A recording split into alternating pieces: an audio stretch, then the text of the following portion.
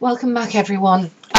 This lesson we're going to be getting our mackerel. I think I'm going to be using mackerel as our fish because that's what they'd normally use to feed the penguins with. And we're going to be creating the variables which we'll need later, both to store our numbers of fish and to help us with our direction and movement.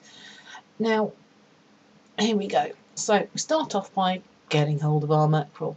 So I'm going to save image as, don't call it download, mackerel. Let's get that saved. Let's drag and drop that into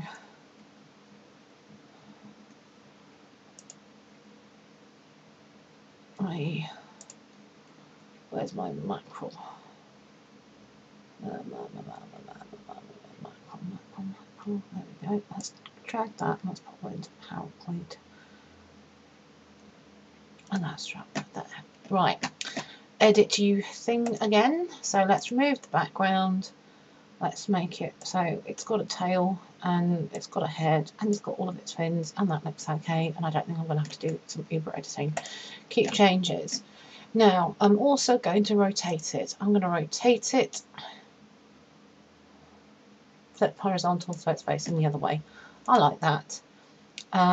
Save as the picture, and in there I'm going to call it mackerel, and it's saved in the right place. So I'm happy. It's a big one, might have to do a smaller version. Let's shrink it down. Yeah, that might work. So save as picture. Cool. Who knows, that might work. So back to what I was saying before about variables. Now, we have seen variables time and time again. We know what they do. They're boxes in which to store stuff. We give them a name, we can store stuff in them. So what are we going to do this time? We're going to make several new ones. The first off is going to be text, and it's going to be local, and it's going to be called direction. We're going to make it correct, call it var direction. Note the naming convention. Var, small letters, then capital D for direction, no spaces. Click OK. So call it the local, and it's a string. String just means letters.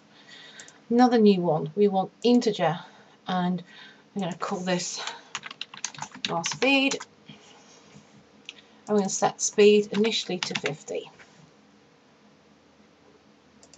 A new one.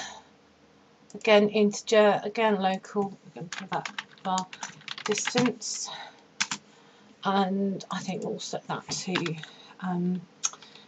50 as well. We might find we need to change it. And then finally it's going to be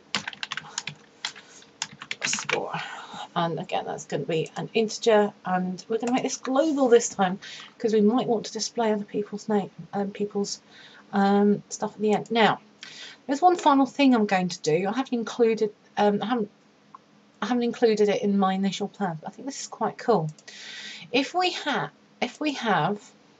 a text and that's global, call it our name, we can get people to type their names in, and then we can give them a congratulations message in there.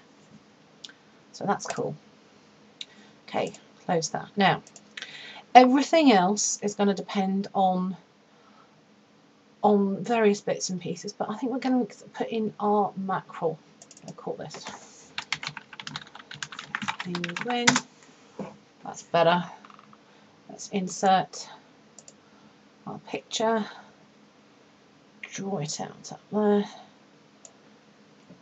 and let's stick in mackerel too because it's probably a bit smaller. Click OK. Ugh, far too big. So now this is where it gets interesting. What we're going to do is we're going to see this. We've got something here called collision detection. That means if this touches something else with collision detection on, we can make it do stuff. That can trigger an event. So I'm going to set that to true. Guess what else I'm going to set to true? That's right. We're going to set the penguin to true. So if that ever touches that, we can get it to do something. So that's going to be quite cool. I'm going to leave it there for now because I don't want to make these videos too long, and look forward to speaking to you in the next one.